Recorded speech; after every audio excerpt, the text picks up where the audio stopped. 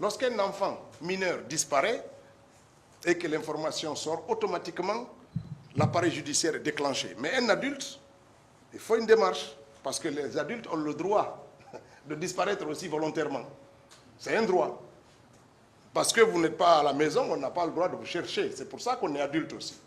Sauf s'il y a une requête judiciaire, une inquiétude exprimée par rapport à ça, l'appareil judiciaire se déclenche. Il ne suffit pas de dire tel, parce que même si on les retrouve, s'ils ne veulent pas qu'on dise où ils sont, c'est leur droit.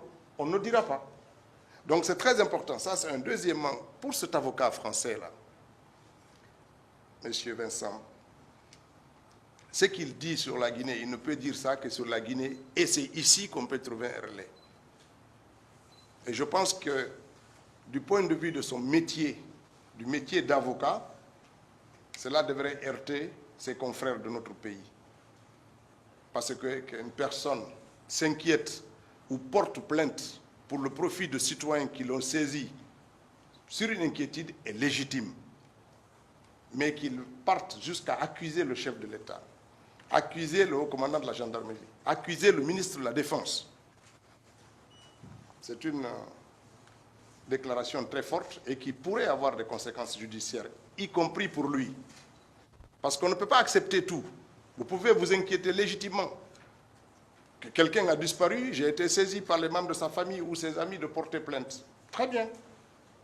Mais lorsque vous indexez des personnes, vous devrez avoir des éléments de preuve suffisamment solides pour aller dans ce sens-là. Ce type de déclaration ne peut être dite qu'ailleurs et sur des pays comme notre pays. Et ce n'est pas acceptable. Nous savons pour qui il travaille. Moi qui vous parle, comme vous le savez, pendant 10 ans, j'étais porte-parole de l'opposition. C'est quelqu'un que je connais très bien et je connais pour quelle facture il travaille.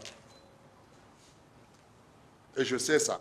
Donc qu'on soit très mesuré et que tout ce type de dénigrement, toute cette campagne, posez-vous la question, pourquoi c'est maintenant que tout ça sorte, les gens, c'est les mêmes personnes, 3-4 personnes qui tournent, qui fabriquent une information, qui la font tourner en boucle, qui vont aller s'asseoir dans la presse pour la répéter, qui la font circuler sur les réseaux sociaux, qui s'inquiètent, et puis après le lendemain, c'est eux-mêmes qui sont effrayés par ça.